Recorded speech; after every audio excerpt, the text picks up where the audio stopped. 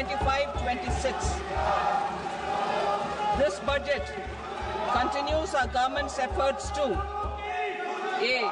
Accelerate growth, B. Secure inclusive development, C. Invigorate private sector investments, D. Uplift household sentiments, and E. Enhance spending power of India's rising middle class. Together, we embark on a journey to unlock our nation's tremendous potential for greater prosperity and global positioning under the leadership of Honorable Prime Minister Shri Narendra Modi. As we complete the first quarter of the 21st century, continuing geopolitical headwinds suggest lower global economic growth over the medium term. However, our aspiration for a Vikasit Bharat inspires us, and the transformative work we have done during our government's first 2 terms guides us to march forward resolutely. Our economy is the fastest growing among all major economies. Our development track record for the past 10 years and structural reforms have drawn global attention. Confidence in India's capability and potential has only grown in this period. We see the next 5 years as a unique opportunity to realize Sabka Vikas, stimulating balanced growth of all regions. The great Telugu poet and playwright Gurujada Apparao had said, "Deshamante matti kadoy, deshamante manushuloy," meaning a country is not just its soil, a country is its people.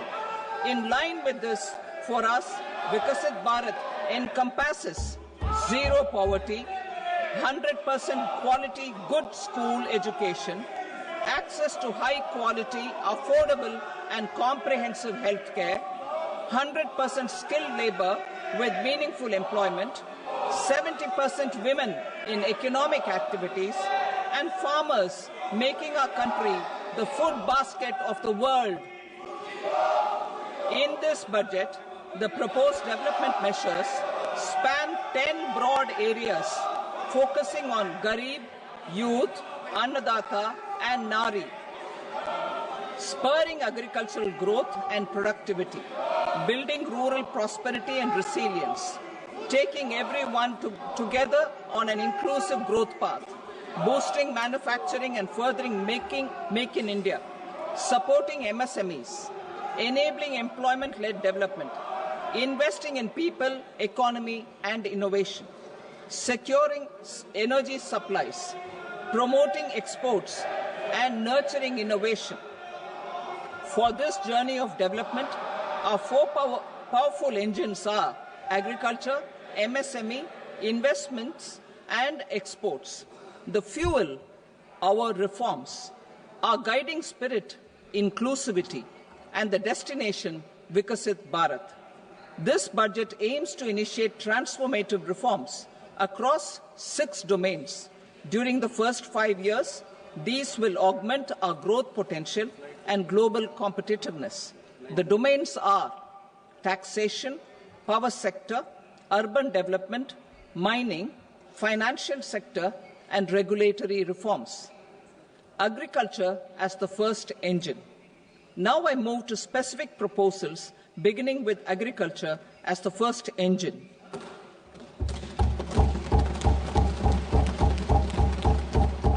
Prime Minister Dhan Dhanya Krishi Yojana, developing agri-districts program.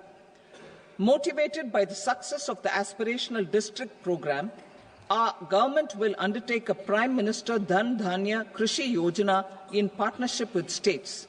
Through the convergence of existing schemes and specialized measures, the program will cover 100 districts with low productivity, moderate crop intensity, and below average credit parameters. It aims to 1. Enhance agricultural productivity, 2. Adopt crop diversification and sustainable agricultural practices, 3. augment post-harvest storage at the panchayat and block level. 4. Improve irrigation facilities. And 5. Facilitate availability of long-term and short-term credit.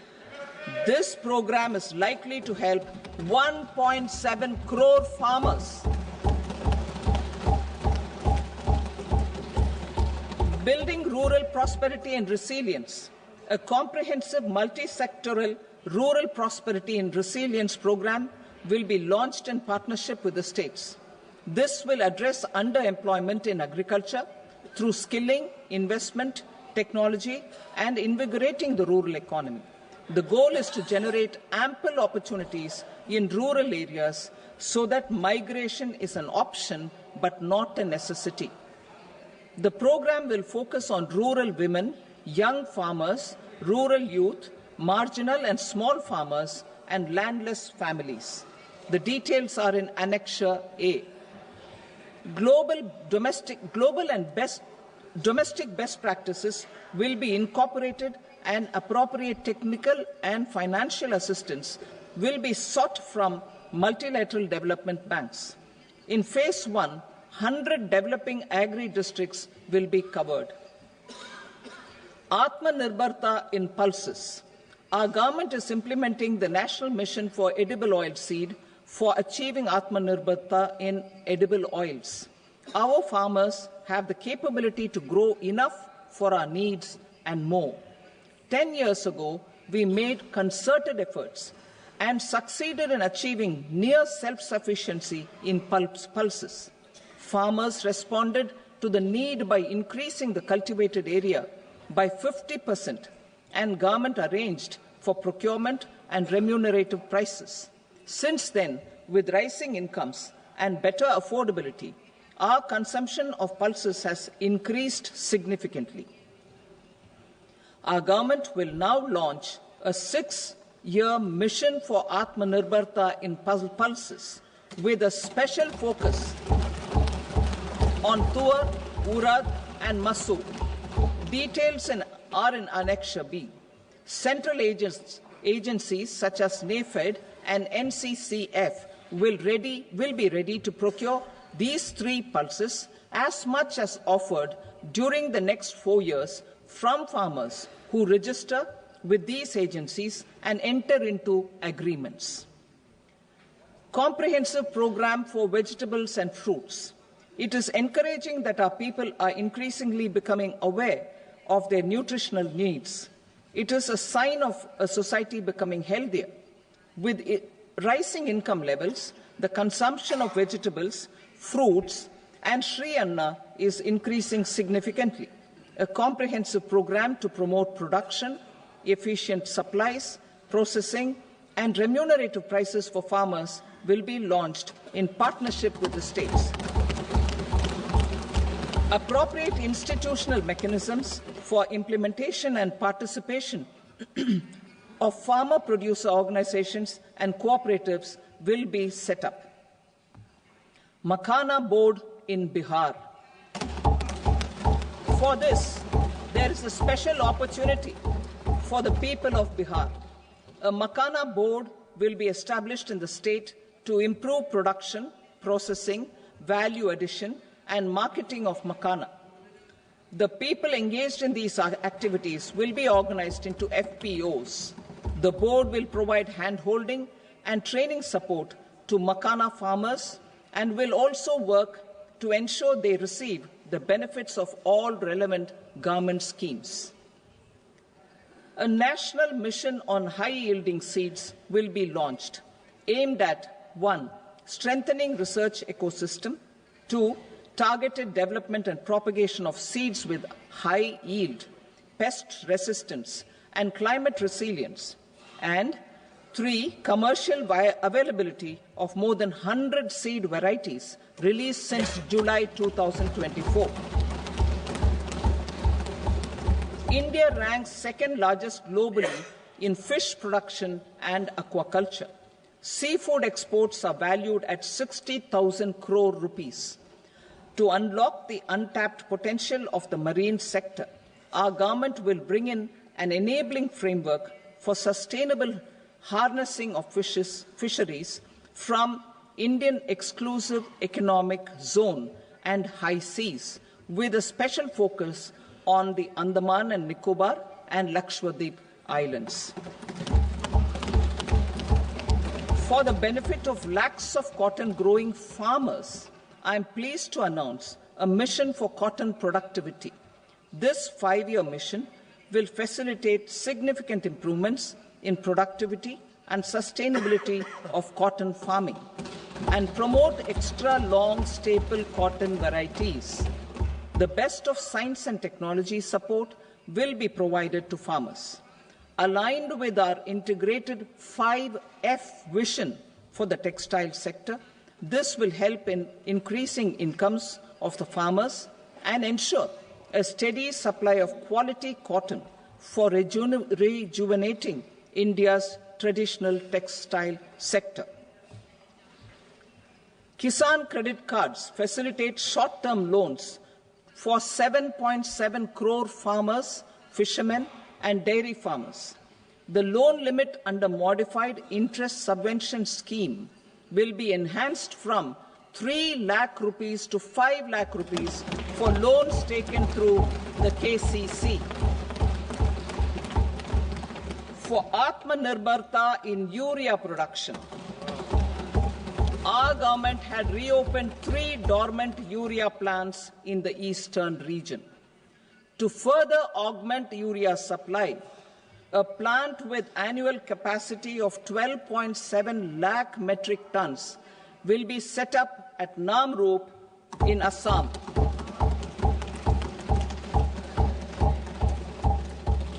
India Post, with 1.5 lakh rural post offices, complemented by the India Post Payment Bank and a vast network of 2.4 lakh Dak Sevaks, will be repositioned to act as a catalyst for the rural economy. Details are at Annexure C. India Post will also be transformed as a large public logistics organization. This will meet the rising needs of Vishwakarmas, new entrepreneurs, women, self-help groups, MSMEs, and the large business organizations. Our government will provide support to NCDC for its lending operations for the cooperative sector. MSMEs as the second engine. Now I move to MSMEs as the second engine, which encompasses manufacturing and services with a focus on MSMEs numbering 5.7 crores. Currently, over 1 crore registered MSMEs, employing 7.5 crore people and generating 36% of our manufacturing, have come together to position India as a global manufacturing hub. With their quality products, these MSMEs are responsible for 45% of our exports. To help them achieve higher efficiencies of scale, technological upgradation, and better access to capital, the investment and turnover limits for classification of all MSMEs will be enhanced to 2.5 and 2 times respectively. This will give them the confidence to grow and generate employment for our youth. The details are given in Annexure D. To improve access to credit, the credit guarantee cover will be enhanced. First, for micro and small enterprises from 5 crore to 10 crore rupees, leading to additional credit of 1.5 lakh crores in the next 5 years. Second, for startups from 10 crore rupees to 20 crore rupees, with the guarantee fee being moderated to 1% for loans in 27 focus sectors which are important for Atmanirbhar Bharat.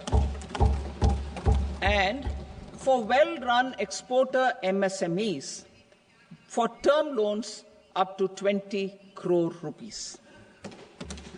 Also for the micro enterprises, we will introduce customized credit cards with a 5 lakh rupee limit for micro enterprises registered on Udyam portal.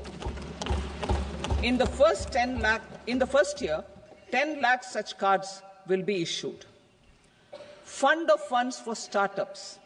The Alternate Investment Fund, AIFs, for startups have received commitments of more than 91,000 crores rupees.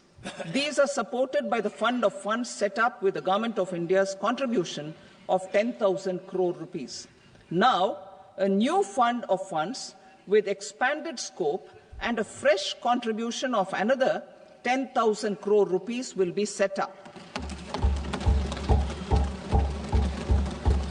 A new scheme will be launched for 5 lakh women, scheduled castes and scheduled tribes, first-time entrepreneurs. This will provide term loans up to 2 crore rupees during the next 5 years. The scheme will incorporate lessons from the successful Stand Up India scheme. Online capacity building for entrepreneurship and managerial skills will also be organized. Measures for labor-intensive sectors. To promote employment and entrepreneurship opportunities in labor-intensive sectors, our government will undertake specific policy and facilitation measures. To enhance the productivity, quality, and competitiveness of India's footwear and leather sector, a focused product scheme will be implemented. The scheme will support design capacity, component manufacturing, and machinery required for production of non-leather quality footwear, besides the support for leather footwear and products. The scheme is expected to facilitate employment for 22 lakh persons, generate over 4 lakh crore rupees, and exports of over 1.1 lakh crore rupees. Measures for the toys sector. Building on the National Action Plan for Toys, we will implement a scheme to make India a global hub for toys. The scheme will focus on development of clusters, skills, and a manufacturing ecosystem that will create high-quality, unique, innovative, and sustainable toys that will represent the Made in India brand. Support for food processing. In line with our commitment towards Purvodaya, we will establish a National Institute of Food Technology, Entrepreneurship and Management in Bihar. The institute will provide a strong fillip to food processing activities in the entire eastern region. This will result in 1. Enhanced income for the farmers through value addition to their produce, and 2. Skilling entrepreneurship and employment opportunities for the youth. Manufacturing mission, furthering Make in India. Our government will set up a national manufacturing mission covering small, medium, and large industries for furthering Make in India by providing policy support, execution roadmaps, governance, and monitoring framework for central ministries and states. Details are in Annexure E. Given our commitment to climate-friendly development, the mission will also support clean tech manufacturing. This will aim to improve domestic value addition and build our ecosystem for solar PV cells, EV batteries, motors and controllers, electrolyzers, wind turbines, very high voltage transmission equipment, and grid-scale batteries. Investment as the third engine.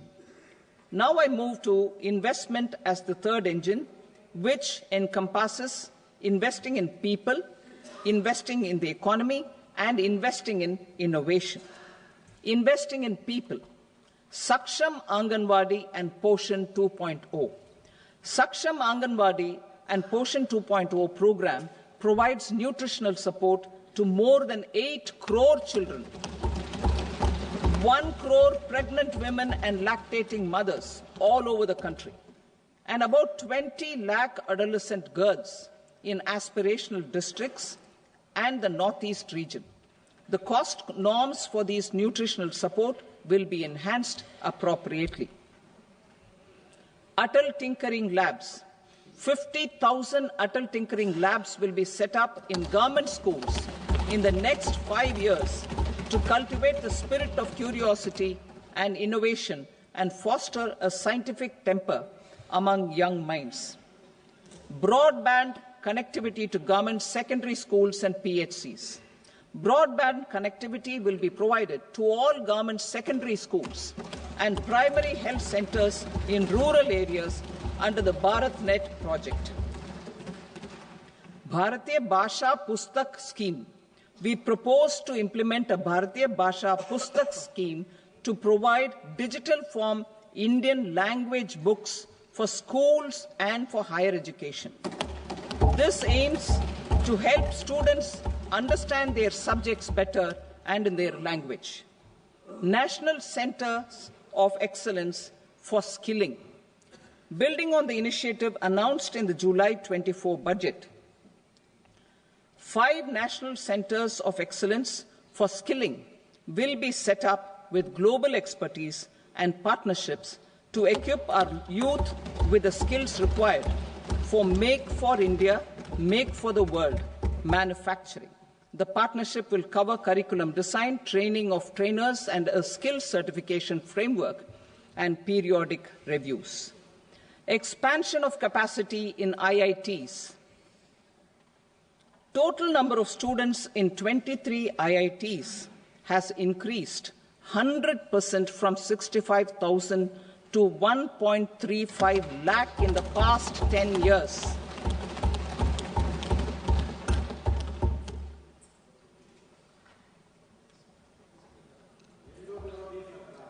Additional infrastructure will be created in the 5 IITs started after 2014 to facilitate education for 6,500 more students. Hostel and other infrastructure capacity at IIT Patna will also be expanded.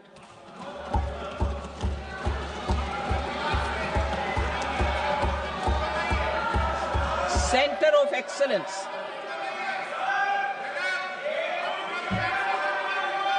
Center of Excellence in AI for Education.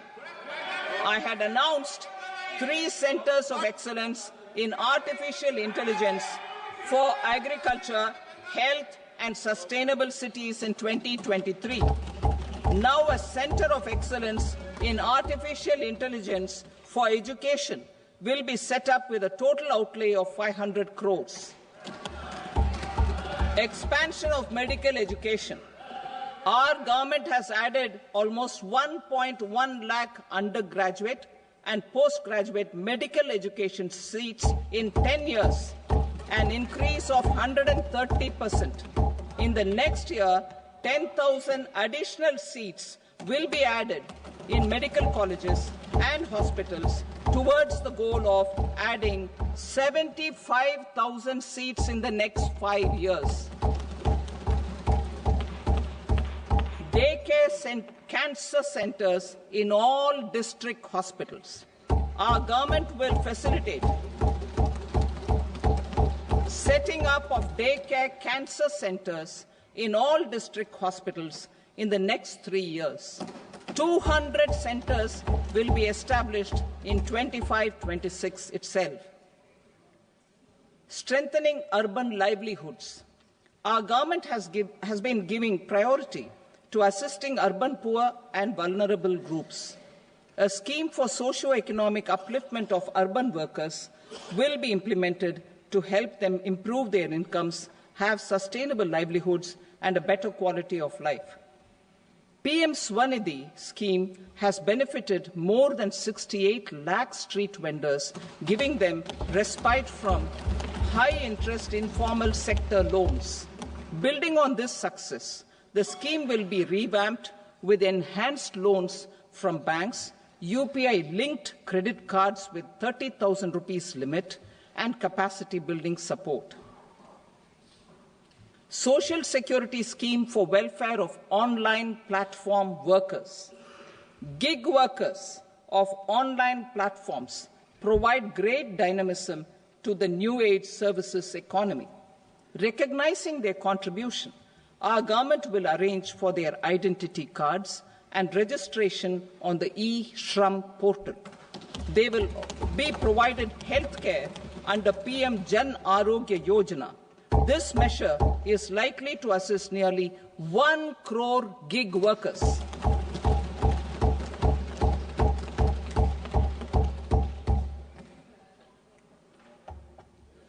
Investing in the economy. Public-private partnership in infrastructure. Each infrastructure-related ministry will come up with a 3-year pipeline of projects that can be implemented in PPP mode. States will also be encouraged to do so and can seek support from the India Infrastructure Project Development Fund, which is a scheme to prepare PPP proposals. Support to states for infrastructure.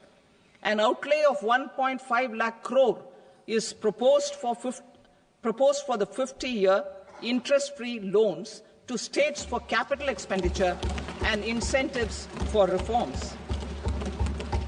Building on the success of the first asset monetization plan announced in 2021, the second plan for 2025 to 30 will be launched to plough back capital of 10 lakh crore in new projects. Regulatory and fiscal measures will be fine-tuned to support the plan. Jal Jeevan Mission. Since 2019, 15 crore households, representing 80% of India's rural population, have been provided access to portable tap water connections.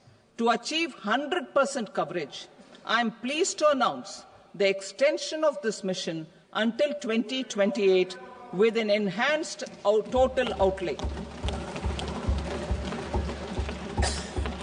The mission's focus will be on the quality of infrastructure and O&M of rural piped water supply schemes through Jan Bhagidari. A separate MOU or separate MOUs will be signed with the states and union territories to ensure sustainability and citizen-centric water services delivery. Urban sector reforms. Building on the July budget proposals, urban sector reforms related to governance, municipal services, urban land and planning will be incentivized. Urban Challenge Fund. The government will set up an urban challenge fund of 1 lakh crore rupees to implement the proposals for cities as growth hubs, creative redevelopment of cities, and for water and sanitation purposes announced in the July budget. This fund will finance up to 25% of the cost of bankable projects, with a stipulation that at least 50% of the cost is funded from bonds, bank loans, and PPPs. An allocation of 10,000 crore is proposed in 2025-26. Power sector reforms. We will incentivize electricity distribution reforms and augmentation of intra-state transmission capacity by states. This will improve financial health and capacity of electricity companies. Additional borrowing of 0.5% of GSDP will be allowed to states contingent on these reforms. Nuclear energy mission for Vikasit Bharat. Development of at least 100 gigawatt of nuclear energy by 2047 is essential for our energy transition efforts. For an active partnership with the private sector towards this goal, amendments to the Atomic Energy Act and the Civil Liability for Nuclear Damage Act will be taken up. A nuclear energy mission for research and development of small modular reactors with an outlay of 20,000 crore will be set up. At least 5 indigenously developed small modular reactors will be operationalized by 2033. Shipbuilding. The shipbuilding financial assistance policy will be revamped to address cost disadvantages. This will also include credit notes for shipbreaking in Indian yards to promote the circular economy. Large ships above a specified size will be included in the infrastructure harmonized master list. Shipbuilding clusters will be facilitated to increase the range, categories and capacity of ships. This will include additional infrastructure, facilities, skilling and technology to develop the entire ecosystem. Maritime Development Fund. For long-term financing for the maritime industry, a Maritime Development Fund with a corpus of 25,000 crore rupees will be set up. This will be for distributed support and promoting competition. This will have up to 49% contribution by the government, and the balance will be mobilized from ports and from private sector. UDAN regional connectivity schemes. UDAN has enabled 1.5 crore middle-class people to meet their aspirations for speedier travel. The scheme has connected 88 airports, and operationalized 619 routes. Inspired by that success, a modified UDAN scheme will be launched to enhance regional connectivity to 120 new destinations and carry 4 crore passengers in the next 10 years. 4 crore additional passengers in the next 10 years. The scheme will also support helipads and smaller airports in hilly, aspirational and northeast regional districts. Greenfield airports will be facilitated in Bihar to meet the future needs of the state. These will be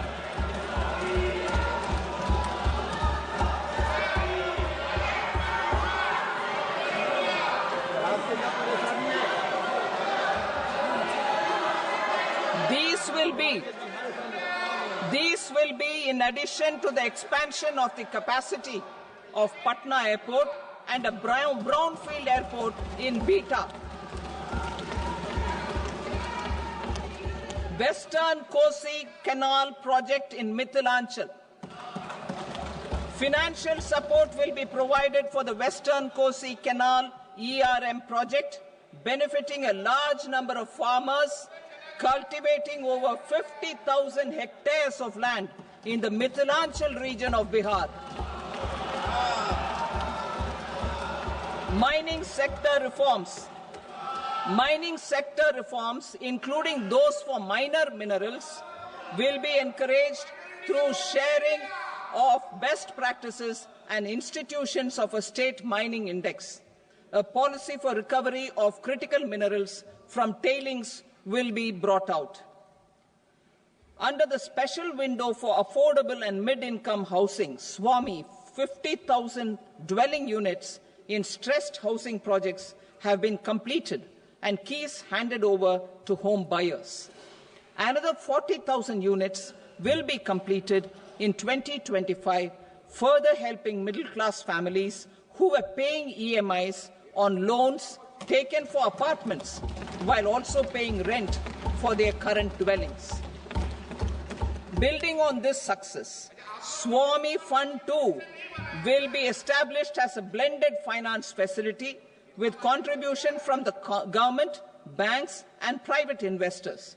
This fund of 15,000 crore rupees will aim for expeditious completion of another 1 lakh units.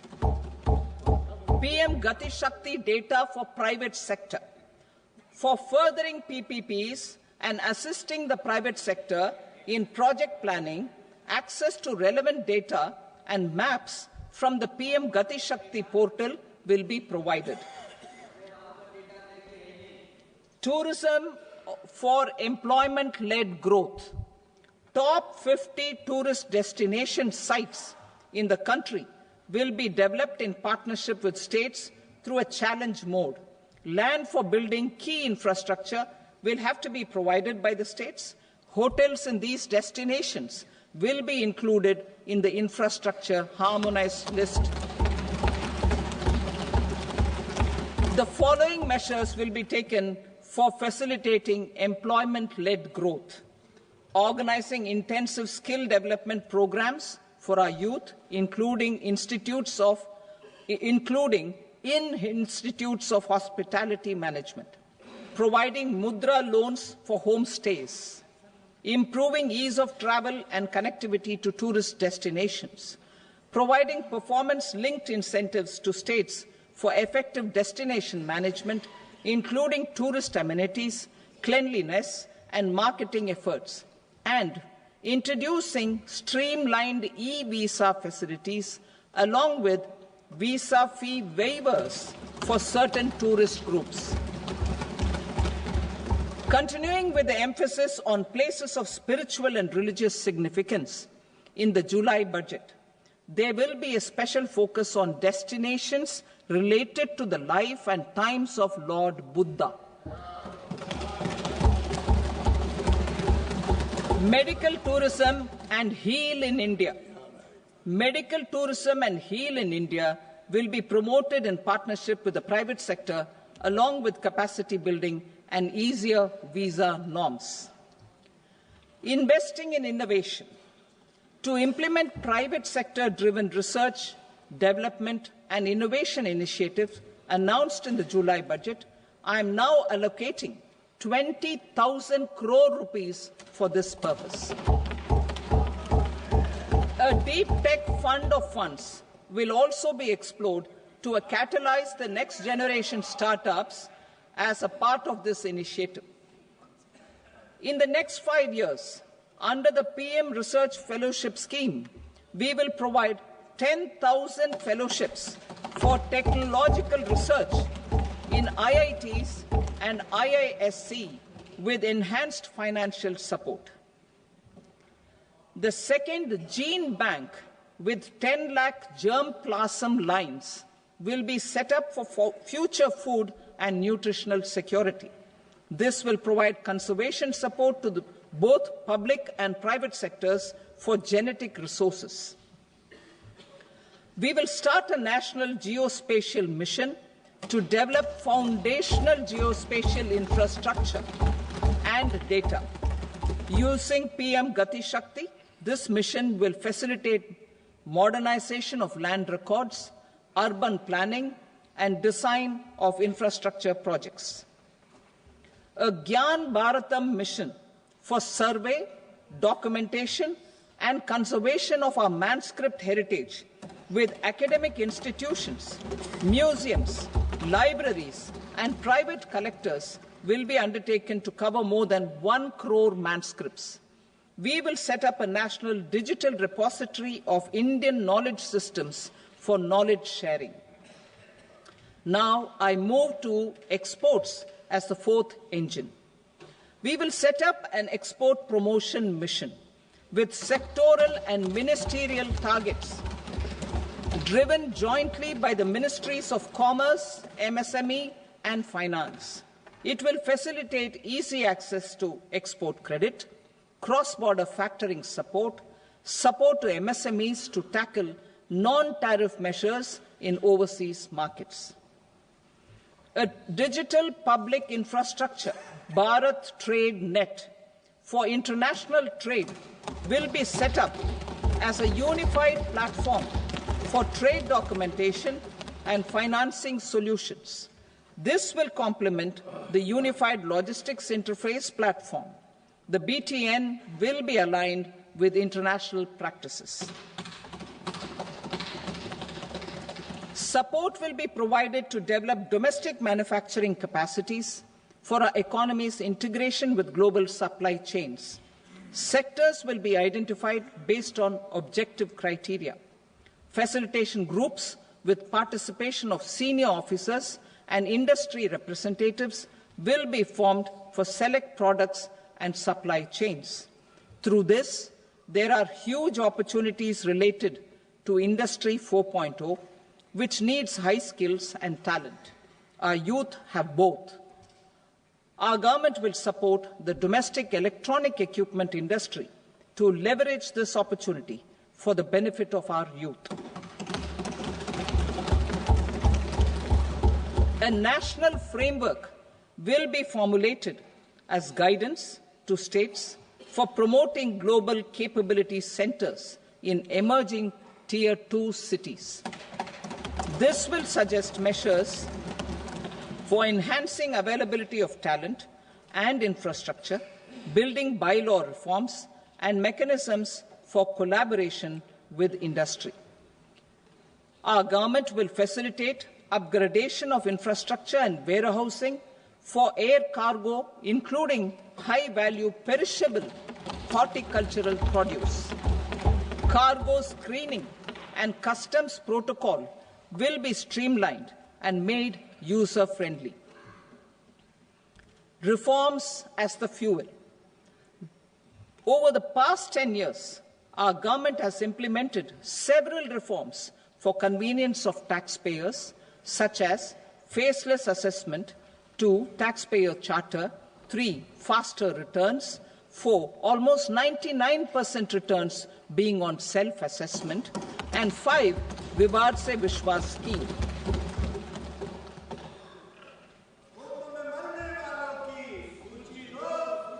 Continuing these efforts, I reaffirm the commitment of the Tax Department to trust first, scrutinize later.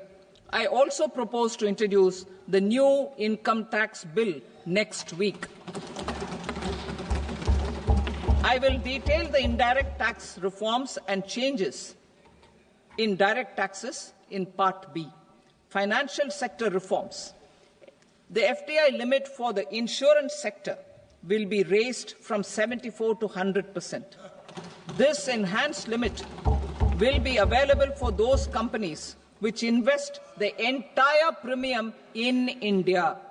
The current guardrails and conditionalities associated with foreign investment will be reviewed and simplified. The services of India Post Payment Bank will be deepened and expanded in rural areas. NABFID will set up a partial credit enhancement facility for corporate bonds for infrastructure. Public sector banks will develop Grameen Credit Score framework to serve the credit needs of SHG members and people in rural areas. A forum for regulatory coordination and development of pension products will be set up. To implement the earlier announcement on simplifying the KYC processes, the revamped Central KYC Registry will be rolled out in 2025. We will also implement a streamlined system for periodic updating.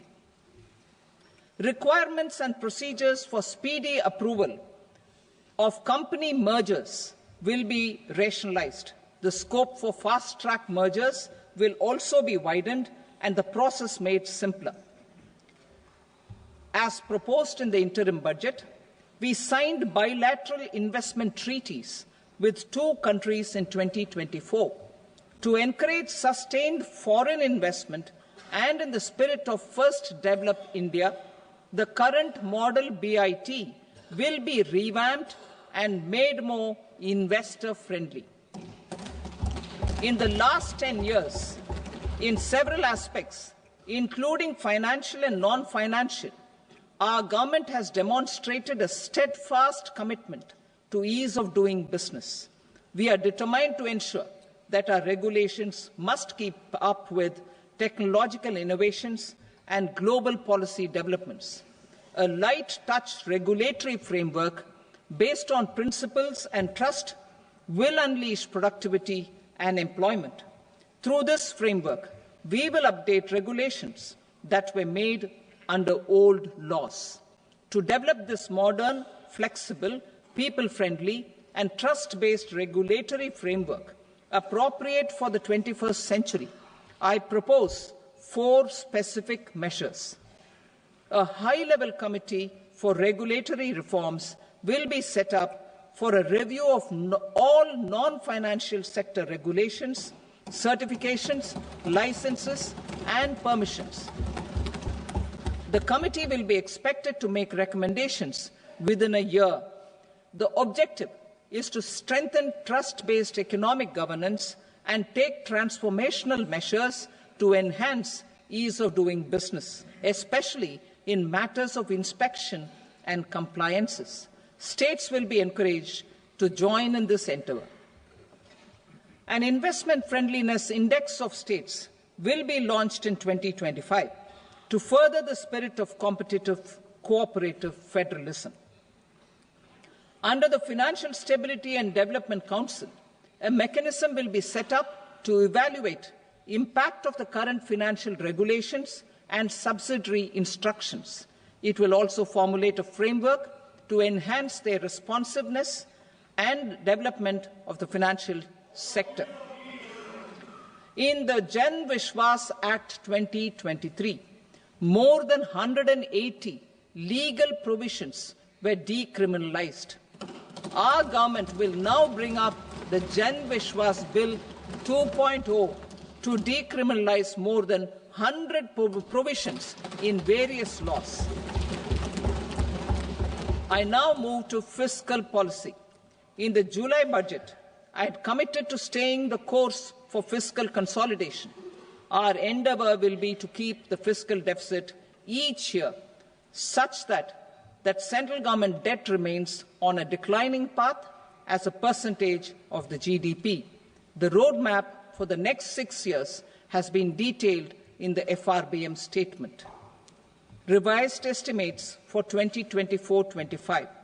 The revised estimate of the total receipts other than borrowings is 31.47 lakh crore rupees, of which the net tax receipts are 25.57 lakh crore rupees.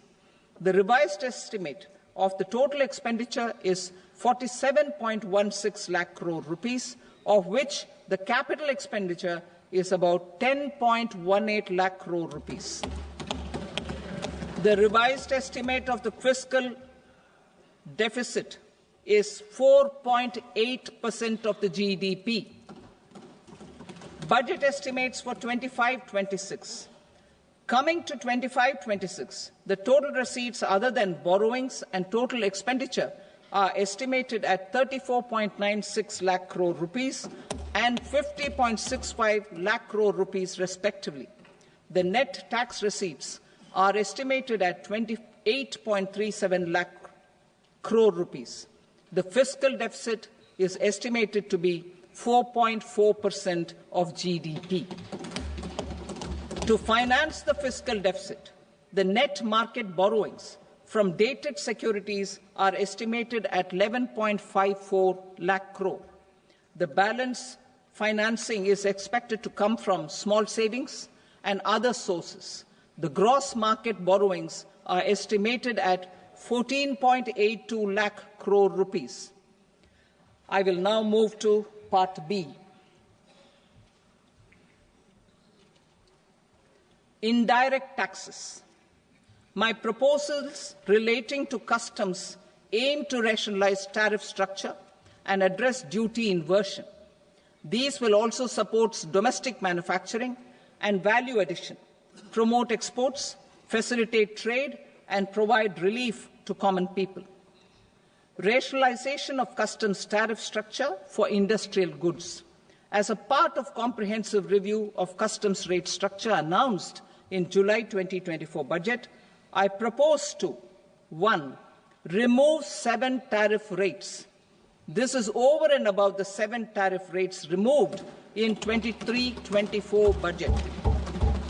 After this, there will be only 8 remaining tariff rates, including 0 rate. 2.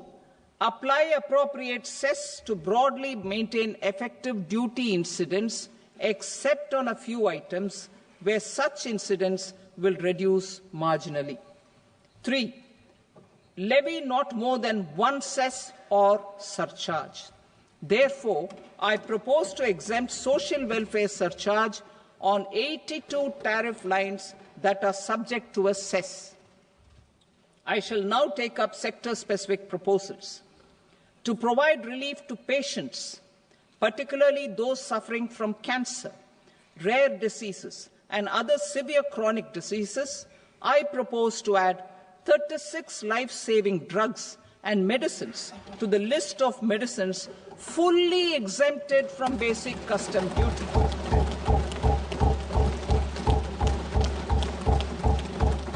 I also propose to add 6 life-saving medicines to the list attracting concessional custom duty of 5%. Full exemption and concessional duty will also respectively apply on the bulk drugs for manufacture of the above. Specified drugs and medicines under patient assistance programs run by the pharmaceutical companies are fully exempt from BCD, provided the medicines are supplied free of cost to the patients. I propose to add 37 more medicines along with 13 new patient assistance programs. Support to domestic manufacturing and value addition. Critical minerals. In the July 2024 budget, I had fully exempted BCD on 25 critical minerals that are not domestically available.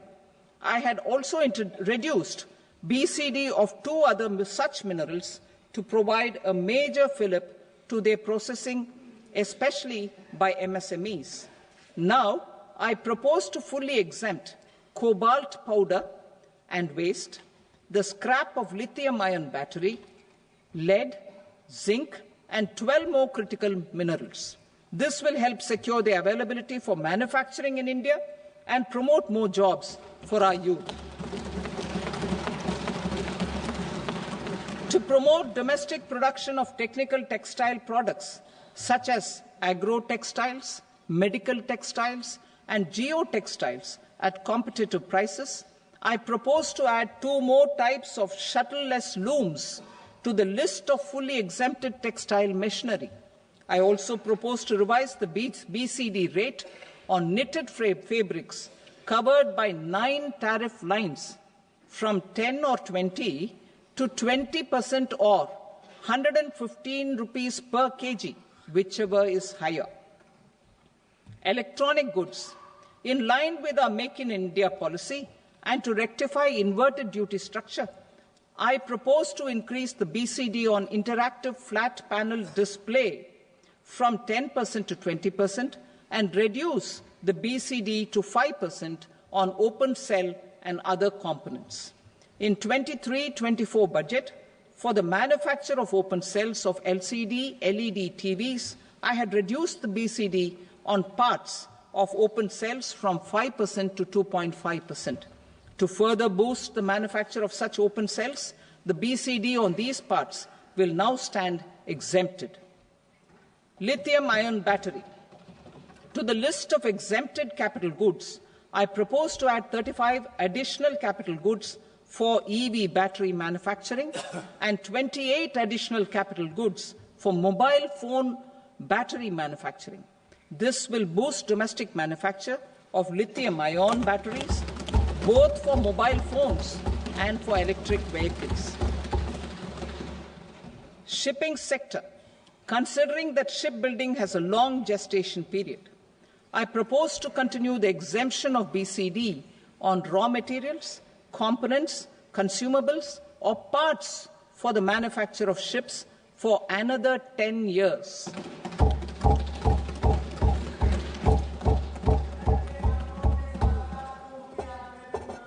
I also propose the same dispensation for shipbreaking to make it more competitive. Telecommunication. To prevent classification disputes, I propose to reduce the BCD from 20% to 10% on carrier-grade Ethernet switches to make it at par with non-carrier-grade Ethernet switches. Export promotion.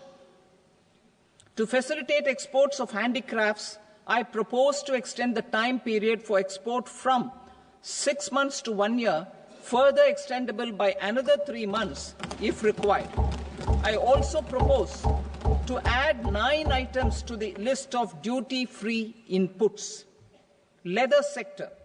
I propose to fully exempt BCD on wet blue leather to facilitate imports for domestic value addition and employment. I also propose to exempt crust leather from 20% export duty to facilitate exports by small tanners. Marine products.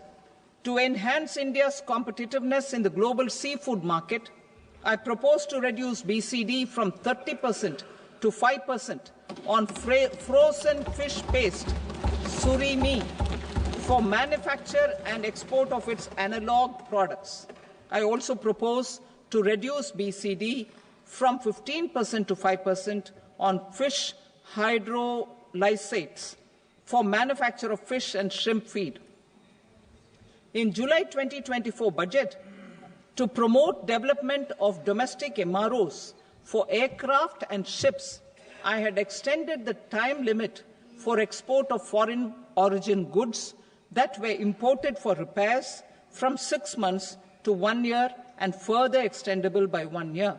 I now propose to extend the same dispensation for railway goods. Time limit for provisional assessment. Presently, the Customs Act 1962 does not provide any time limit to finalize provisional assessments, leading to uncertainty and cost to trade. As a measure of promoting ease of doing business, I propose to fix a time limit of 2 years, extendable by a year, for finalizing the provisional assessment. I propose to introduce a new provision that will enable importers or exporters, after clearance of goods, to voluntarily declare material facts and pay duty with interest but without penalty. This will incentivize voluntary compliance. However, this will not apply in cases where department has already initiated audit or investigation proceedings. For industry to better plan their imports, I propose to extend the time limit for the end use of imported inputs in the relevant rules from 6 months to 1 year. This will provide operational flexibility in view of cost and uncertainty of supply. Further, such importers will now have to file only quarterly statements instead of a monthly statement.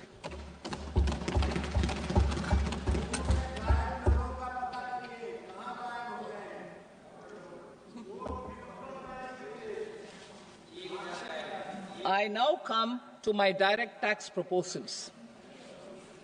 In Part A, I have briefly underlined taxation reforms as one of key reforms to realize our vision of Vikasit Bharat.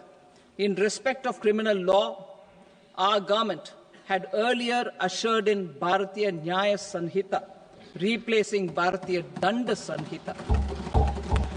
I am happy to inform this august House and the country that for new income tax bill will carry forward the same spirit of Nyaya in its drafting as well.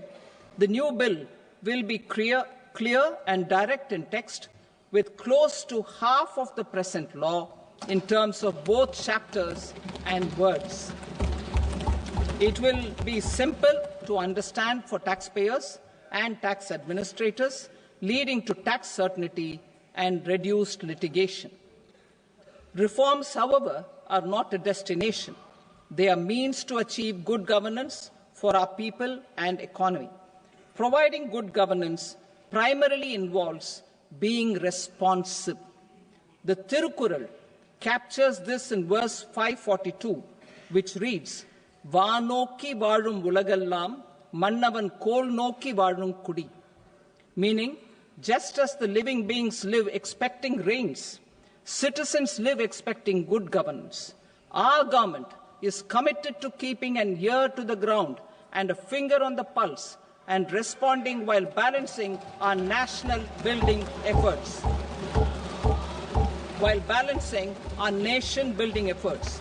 The following measures will detail just how our government will, under the guidance of PM Modi, has taken steps to understand and address.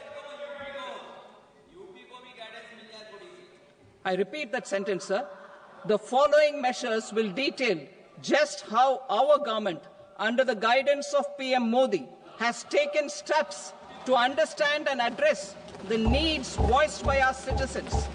My tax proposals are guided by this spirit. The objectives of my proposals are as follows. Personal income tax reforms with special focus on middle class. Rationalization of TDS and TCS for easing difficulties.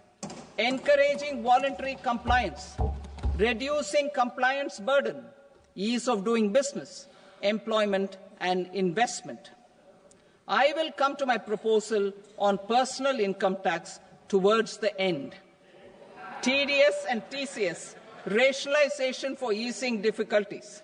I propose to rationalize tax deduction at source, TDS, by reducing the number of rates and thresholds above which TDS is deducted. Further, threshold amounts for tax deduction will be increased for better clarity and uniformity. The limit for tax deduction on interest for senior citizens is being doubled from the present 50,000 rupees to 1 lakh rupees. Similarly, the annual limit of 2.40 lakh rupees for TDS on rent is being increased to 6 lakh rupees. This will reduce the number of transactions liable to TDS, thus benefiting small taxpayers receiving small payments. The threshold to collect tax at source, the TCS, on remittances under RBI's liberalized remittance scheme, the LRS, is proposed to be increased from 7 lakh to 10 lakhs.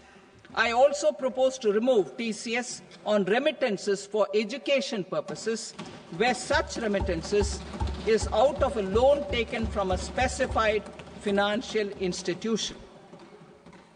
Both TDS and TCS are being applied on any transaction related to sale of goods. To prevent such compliance difficulties, I propose to omit the TCS. I also propose that the provisions of the higher TDS deduction will now apply only in non-PAN cases. In July 2024, the delay for payment of TDS up to the due date of filing statement was decriminalized. I propose to provide the same relaxation to TCS provisions as well. The government under the leadership of Prime Minister Modi believes in Sabka Saath, Sabka Vikas, Sabka Vishwas and Sabka Prayas. In line with this, we brought in updated return facility in 2022 for voluntary compliance by taxpayers who had omitted to report their correct income. Our trust in taxpayers was proved right. Nearly 90 lakh taxpayers voluntarily updated their incomes by paying additional tax. Taking this trust further, I now propose to extend the time limit to file updated returns for any assessment year from the current limit of 2 years to 4 years. I propose to reduce the compliance burden for small charitable trusts and institutions by increasing their period of registration from 5 years to 10 years. It is also proposed that disproportionate consequences do not arise for minor defaults, such as incomplete applications filed by charitable entities. Presently, taxpayers can claim the annual value of self-occupied properties as nil only on the fulfillment of certain conditions. Considering the difficulties faced by taxpayers, it is proposed to allow the benefit of 2 such self-occupied properties without any condition. To streamline the process of transfer pricing and to provide an alternative to yearly examination, I propose to introduce a scheme for determining arm's length price of international transaction for a block period of 3 years. This will be in line with global best practices. With a view to reduce litigation and provide certainty in international taxation, the scope of safe harbor rules is being expanded. A number of senior and very senior citizens have very old national savings schemes accounts. As interest is no longer payable on such accounts, I propose to exempt withdrawals made from NSS by individuals on or after 29th August 2024. I am also proposing to allow similar treatment to NPS Vatsalya accounts as is available to normal NPS accounts subject to overall limits. In my speech in July 2024, I had promised that all processes, including giving effect to appellate orders, shall be digitalized and made paperless over the next 2 years. So I'm happy to announce that digitalization is being made operational now. In July 2024, we brought in the Vivad Se Vishwas scheme to resolve income tax disputes pending in appeal. The scheme has received a great response, with nearly 33,000 taxpayers having availed of the scheme to settle their disputes. I have a few proposals to promote investment and employment. It is proposed to provide a presumptive taxation regime for non-residents who provide services to a resident company that is establishing or operating an electronics manufacturing facility. I further propose to introduce a safe harbor for tax certainty for non-residents who store components for supply to specified electronics manufacturing units. Presently, the tonnage tax scheme is available only to sea-going ships. The benefits of existing tonnage tax scheme are proposed to be extended to inland vessels registered under the Indian Vessels Act 2021 to promote inland water transport in the country. Extension for incorporation of startups. We continue to support the Indian startup ecosystem. I propose to extend the period of incorporation by 5 years to allow the benefit available to startups which are incorporated before 1/4/2030. In order to attract and promote additional activities in the IFSC, I am inter alia proposing specific benefits to ship leasing units, insurance offices, and treasury centers of global companies which are set up in IFSC. Further, to claim benefits, the cut-off date for commencement in IFSC has also been extended by 5 years to 31/3/2030. Category 1 and Category 2 AIFs are undertaking investments in infrastructure and other such sectors. I propose to provide certainty of taxation to these entities on the gains from securities, to promote funding from sovereign wealth funds and pension funds to the infrastructure sector. I propose to extend the date of making an investment by 5 more years up to 31st March 2030.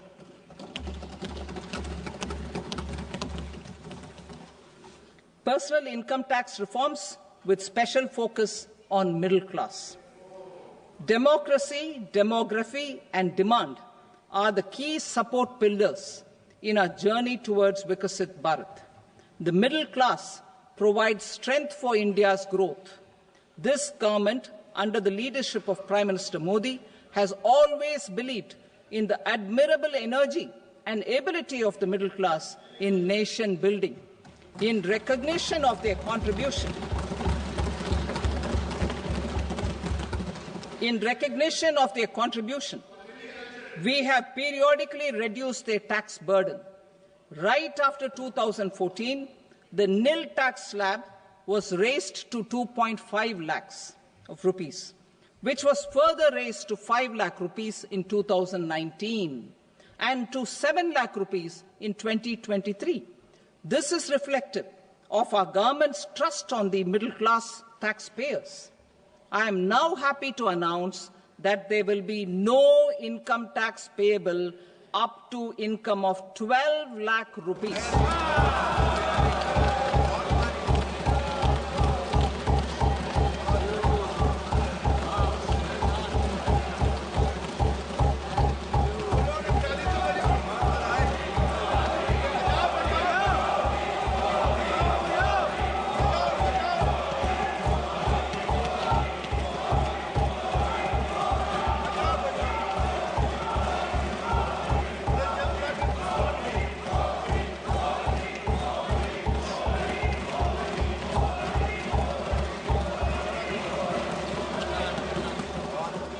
So, average income of 1 lakh per month, other than the special rate income such as capital gains, under the new regime.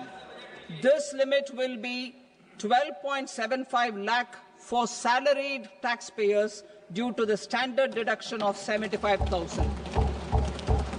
Slabs and rates are being changed across the board to benefit all taxpayers. The new structure will substantially reduce the taxes of the middle class and leave more money in their hands, boosting household consumption, savings and investment. In the new tax regime, I propose to revise tax rate structures as follows: 0 to 4 lakh rupees nil, 4.8 lakh rupees to 4 to 8 lakh rupees 5%, 8 to 12 lakh rupees 10%, 12 to 16 lakh rupees 15%, 16 to 20 lakh rupees 20%, 20 to 24 lakh rupees 25%, and above 24 lakh rupees 30%. To taxpayers up to 12 lakh of normal income, other than special rate income such as capital gains. I read that again. To taxpayers up to 12 lakh of income, other than special rate income such as capital gains, tax rebate is being provided in addition to the benefit due to slab rate reduction in such a manner that there is no tax payable by them. The total tax benefit of slab rate changes and rebate at different income levels can be illustrated with a few examples. A taxpayer in the new regime with an income of 12 lakh rupees will get a benefit of 80,000 rupees in tax, which is 100% of tax payable as per the existing rates. A person having income of 18 lakh rupees will get a benefit of 70,000 rupees in tax, that is 30% of tax payable as per existing rates. A person with an income of 25 lakh gets a benefit of 1,10,000 rupees, that is 25% of his tax payable as per existing rates. Details of my tax proposals are given in the annexure. As a result of these proposals, Honourable Speaker, sir, revenue of about 1 lakh crore in direct taxes and 2,600 crores in indirect taxes will be foregone. Mr. Speaker, sir, with this, I commend the budget to this august House.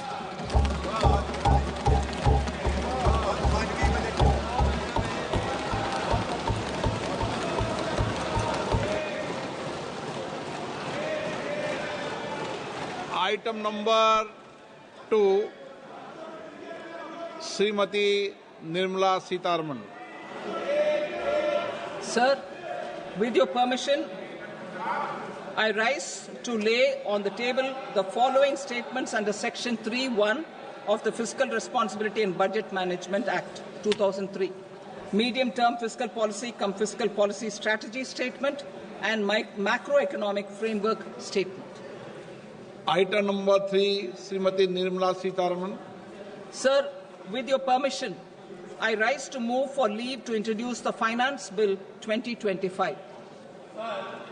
प्रश्न ये है कि विधेयक को पुनर्स्थापित करने की अनुमति प्रदान की जाए।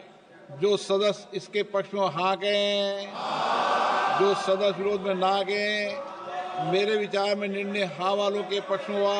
हाँ वालों के पक्ष में अनुमति प्रदान की जाती है। माननीय मंत्री जी, अब विधेयक को पुनर्स्थापित करें। Sir, I introduce the bill. Thank you. सभा की कार्रवाई सोमवार दिनांक 3 फरवरी 2025 को प्राप्त 11 बजे तक के लिए स्थगित की जाती है।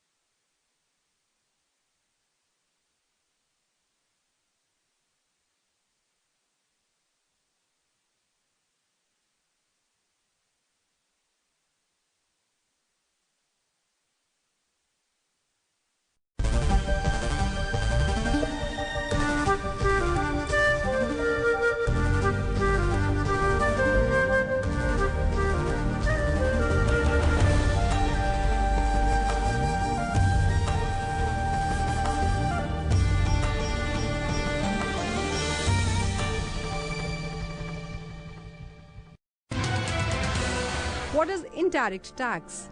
In the case of indirect tax, the burden of tax can be shifted by the taxpayer to someone else. Indirect tax has the effect of raising the price of the products on which they are imposed. Customs duty, central excise, service tax and value-added tax are examples of indirect tax.